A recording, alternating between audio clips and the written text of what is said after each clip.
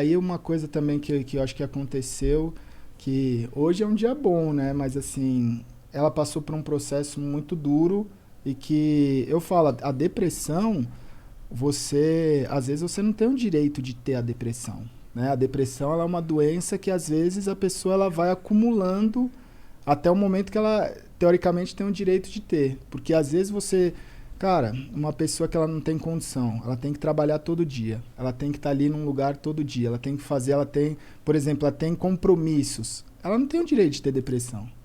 E ela vai acumulando. E ela foi acumulando durante muito tempo muita coisa. Quando a gente, né, teoricamente, ficou no nosso melhor momento, que agora a gente está numa casa nossa, agora a gente está com uma vida nossa, agora a gente está, né, caminhando para alguma coisa, estourou uma depressão nela severa. Eu tive uma crise histérica.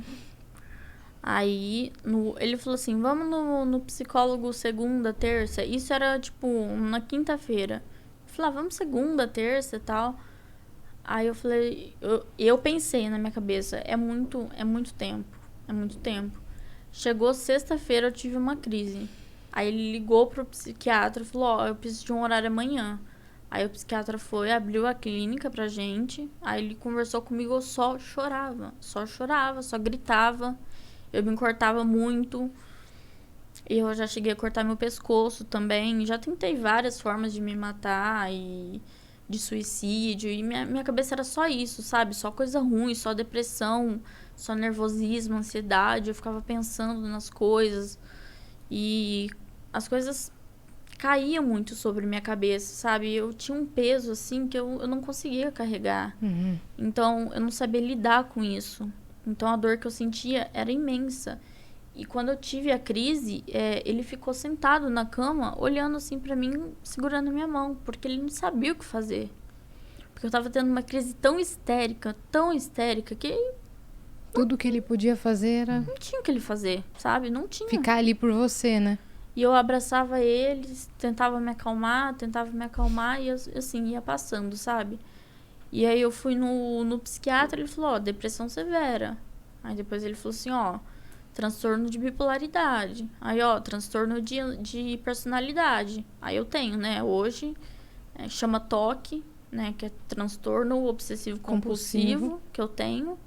Tinha uma época que também falaram que era borderline, né? Eu tenho síndrome de borderline.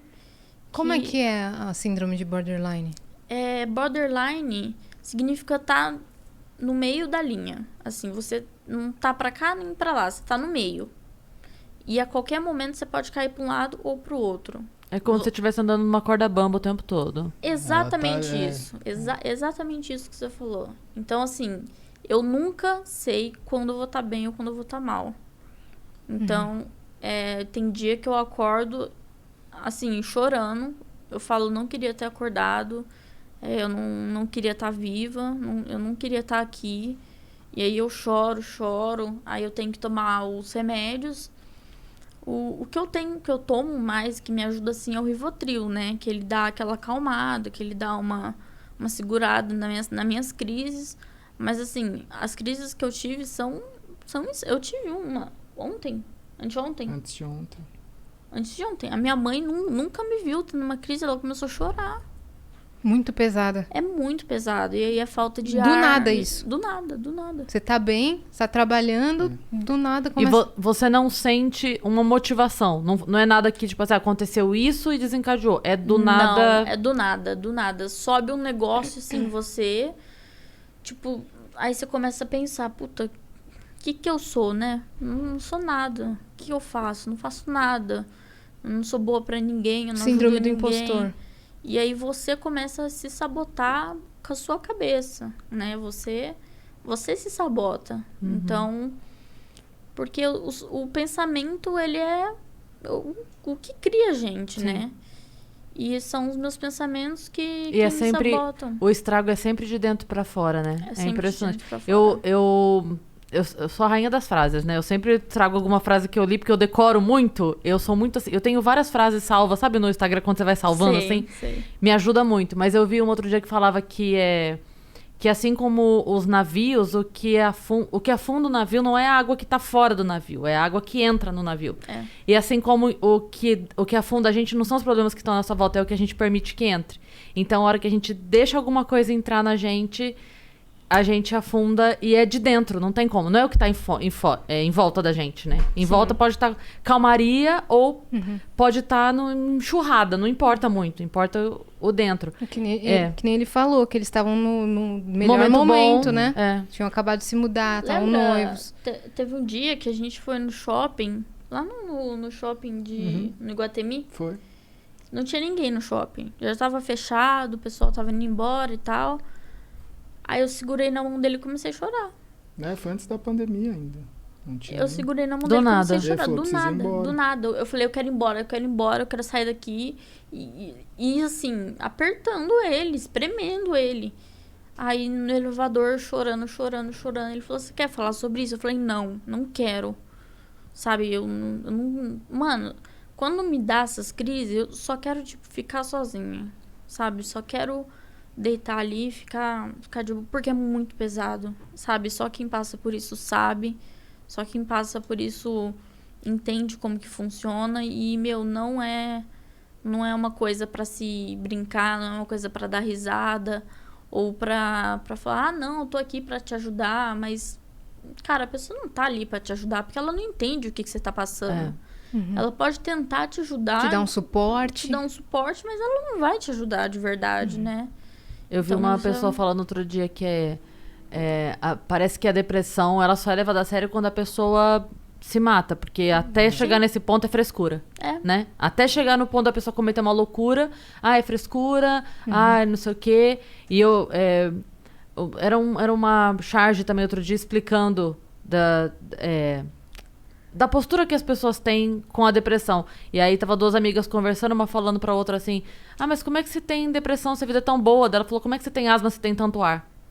Então. Tipo, não vocês devem é ouvir uma coisa muito isso. consciente, né? Não é algo que você decida. É uma não é 2 doença. mais 2, 4 e Sim. estou feliz. Então, é muito mais do que isso, né? E vocês devem ouvir muito isso daí, né? Muito. Nossa, vocês têm tudo. E uma coisa louca, assim, né, dentro disso é porque eu passei pelo meu processo de depressão, eu tive que entender o que cada um tem a sua jornada, cada um tem a sua vida em relação ao caminho que ele vai fazer para passar por isso, que às vezes a pessoa, em 6 meses ela melhora, às vezes em 1 ano ela melhora, às vezes a pessoa tem uma vida inteira que ela fica com depressão e ela acaba não conseguindo melhorar isso. E muita coisa que apareceu é que as pessoas elas não entendem, assim. Muita gente vem pra mim e fala assim, mas por que eu não consigo um relacionamento? Por que eu não consigo, sabe, ter uma pessoa do meu lado? Por que eu não consigo, sabe, muitas coisas. Eu acho que a gente tá na semana do Dia dos Namorados e muita gente não entende o relacionamento, o que é, na minha concepção, de você virar e falar assim, cara, o relacionamento não é só a parte boa. Porque todo mundo quer ter a parte boa de um relacionamento, né? Tem muita gente que chega pra mim e fala, mas agora você tá bem, agora você, sabe, você venceu. E você vai estar do lado de uma pessoa que não tá bem, tipo, você podia estar no momento fazendo tudo na sua vida com alguém que estivesse bem. E aí eu falo assim, mas cara, a vida é isso. Se eu não tiver do lado de uma pessoa que não está bem agora, mesmo eu estando bem, por que alguém vai estar do meu lado quando eu não estiver bem? Eu já passei por isso. Então a construção vai ter um momento que os dois vão estar bem. Só que eu acho que tem toda a diferença do mundo. Os dois estarem neste momento, sendo que os dois já enfrentaram juntos as coisas e os dois se conhecendo no momento que as coisas estão boas. Porque eu acho que o grande problema de relacionamento no mundo é que todo mundo só se encontra nas melhores fases.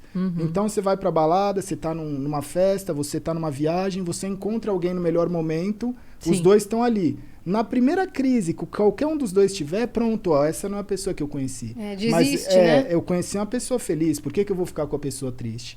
Porque a vida não é só felicidade, a vida não é só tristeza. Você precisa conseguir conviver e crescer e acrescentar nessas duas fases. É ali que vocês vão aprender juntos, né? Então, eu tive o meu processo também porque é uma barreira, eu acho que todo mundo passa, né? Existe a pessoa que está com depressão, e existe a pessoa que está lidando com alguém que está com depressão. Eu acho que são dois caminhos e duas coisas que acontecem em paralelo e que muitas vezes ninguém percebe, né? A pessoa, ela olha a pessoa com depressão e fala, isso aí é falta de fé, isso aí é falta de Deus, isso aí é vagabundice, isso aí é preguiça, sabe? As pessoas, elas olham e não entendem. E às vezes as pessoas olham essa pessoa que não está entendendo e falam assim, nossa, mas essa pessoa não tem empatia, porque como é que ela está lidando, né? Por que ela não cuida? E eu acho que esses dois momentos, a pessoa, ela precisa aceitar, né? Ela precisa aceitar, que eu digo assim, ela precisa estar disposta. E hoje eu sou muito grato de conseguir olhar e falar assim, cara, eu entendo que eu estou passando por isso, ela também está passando por isso, porque amanhã a gente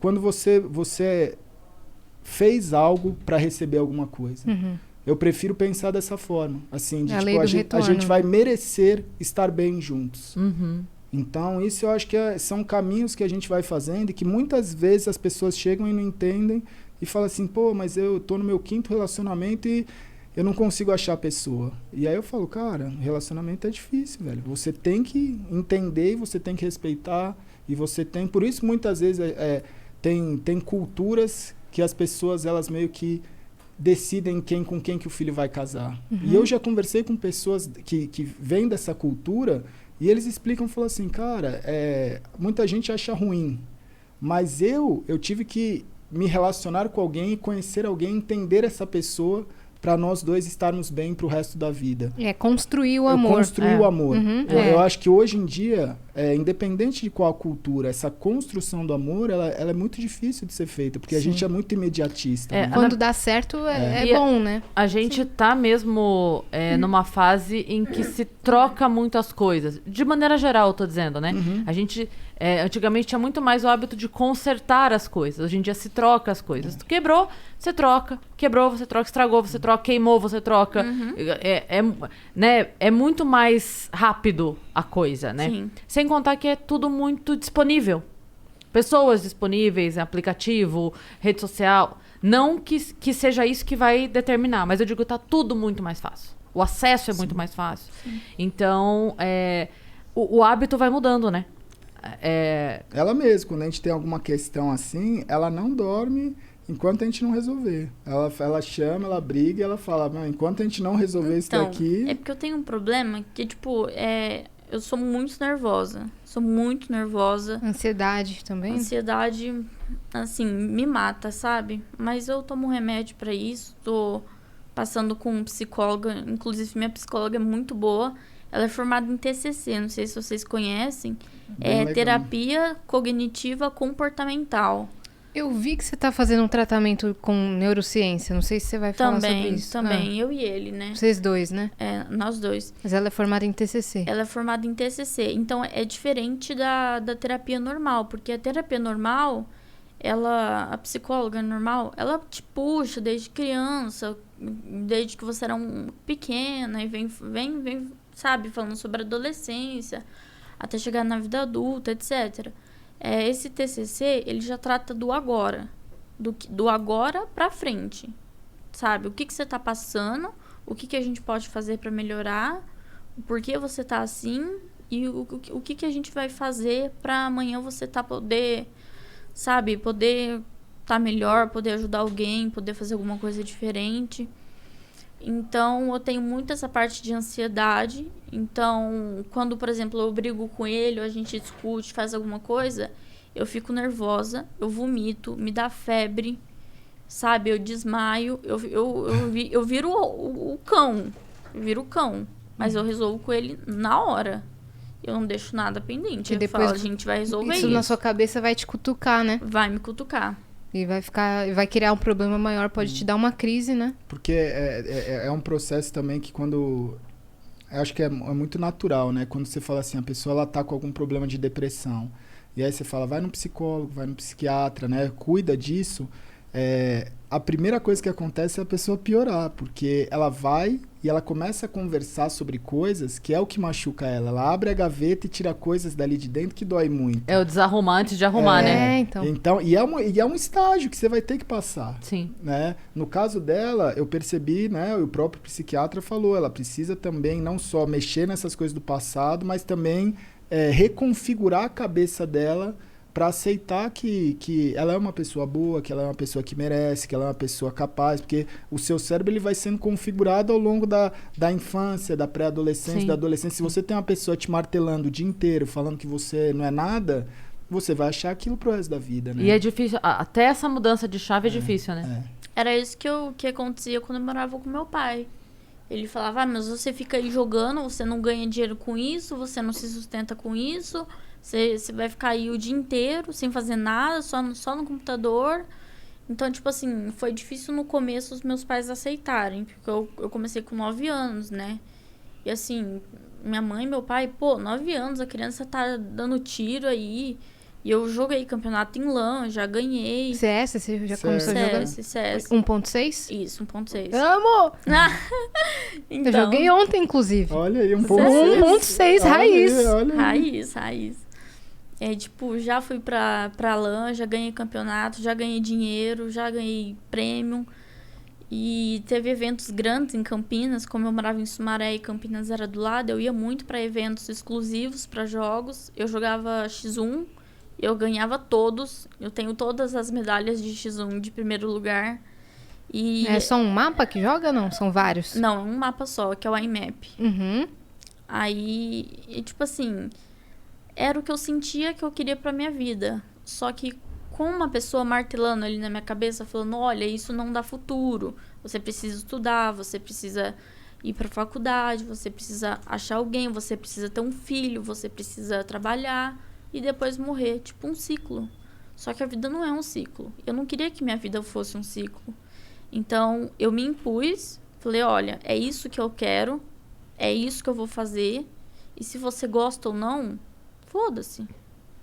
Eu quero fazer isso. Enquanto você tava nesse momento, você conseguia enxergar que tava nesse momento? Ou a hora que você saiu, que você falou, caramba. Entende o que eu quero dizer? Tipo assim, enquanto você tava lá, você conseguia enxergar que você tava vivendo num momento nebuloso? Ou aquilo pra você era o normal? Não, era bem nebuloso. Era bem, Você não conseguia nem enxergar o que você precisava fazer pra sair? Não. Como foi esse momento de você começar a fazer a terapia? Tipo assim... Em que momento você decidiu e entendeu que isso seria importante? Como é que foi essa chave que virou? Foi assim, eu comecei a jogar e era uma coisa que me fazia muito bem. Aí eu comecei a jogar com os meus amigos e tal, e eles falavam, por que você não vira streamer? Por que você não começa a fazer live? Aí eu falei, eu acho que eu não tenho um dom pra isso, né? A pessoa tem que ficar jogando, aí às vezes não sabe interagir com o chat, aí às vezes faz uma jogada errada, não quer errar e tal. Aí eles ficavam, mano, você é engraçada, você joga bem, sabe? O pessoal vai dar risada, faz isso. Aí teve um dia que eu criei coragem, eu fiz uma vaquinha lá na minha stream pra comprar uma câmera. Aí o meu amigo me deu, ele falou, escolhe a câmera que você quer. Aí eu escolhi lá, ele me deu. Aí eu consegui trocar meus periféricos todos. Nunca tive uma cadeira gamer naquela época, era cadeira de escritório. Que ano que era isso? 2018. 2018. Você já estava streamando na Twitch, então? Já. Ah, tá. Já. Nesse momento você já tinha sentido uma... Ou ainda não? Você ainda estava... Já. Eu falei, é isso que eu quero pra mim. Não, mas você, de procurar ajuda, essas coisas... Procurar ajuda, não. Eu tô perguntando isso porque muita gente que tá escutando a gente agora provavelmente tem esse momento de... Porque ainda existe muito preconceito. Existe. Com a terapia, sabe? Eu não sou maluco, eu não sou o quê, pra fazer terapia. Então, eu queria entender, assim, como é que foi esse momento de você aceitar que precisava de ajuda da terapia pra começar a fazer? Como é que foi? Veio o conselho de fora, você decidiu procurar? Como é que foi?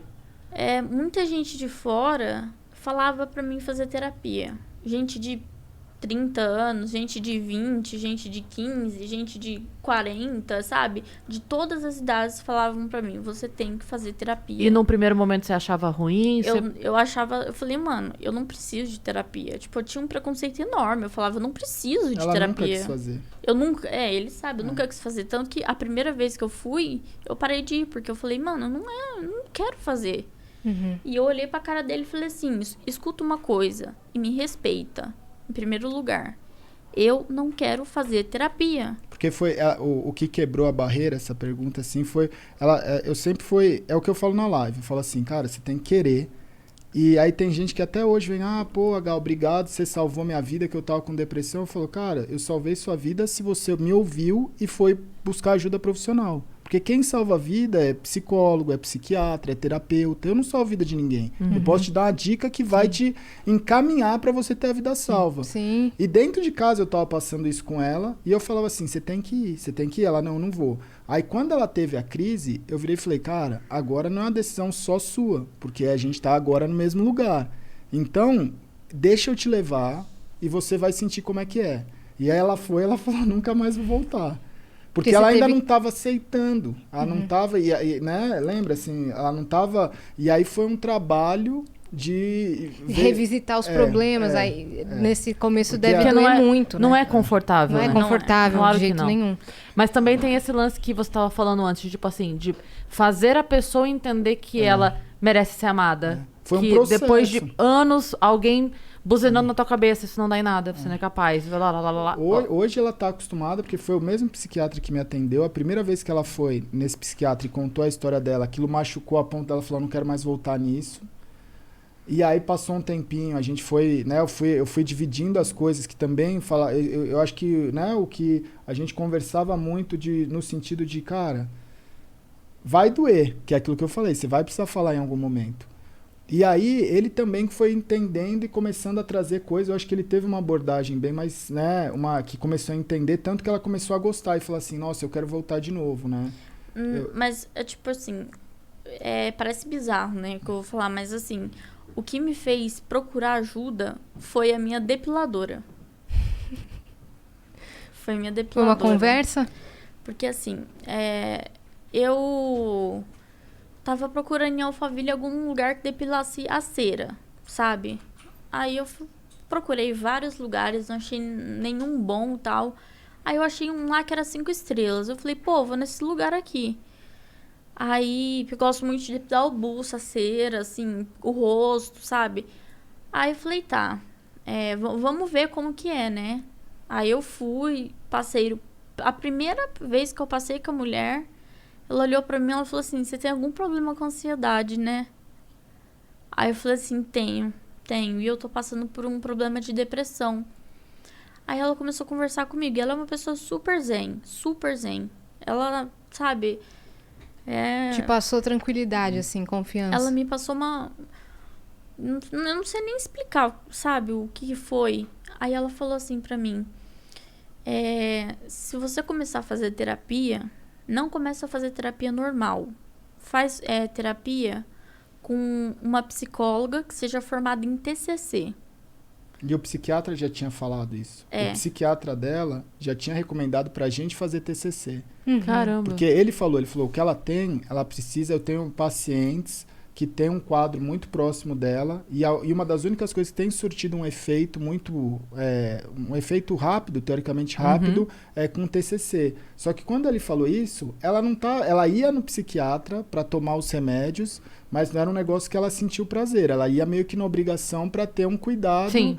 De manutenção do que ela estava passando. Era como assim, eu passo no ginecologista pra pegar a receita do isso, anticoncepcional e sigo minha vida e que era blá, blá, quase blá. um acordo entre nós do tipo assim, cara, você não vai ficar aqui, a gente não pode também, tipo, você tem que ajudar em alguma coisa em relação a querer melhorar. Então, pelo menos no psiquiatra, para ele te dar o cuidado químico, você vai. Só que era um problema para ela. E aí, que é quando outro preconceito que as pessoas têm também, do lance do remédio. Sim. Ah, não vou tomar remédio, porque no remédio, porque dependência de remédio.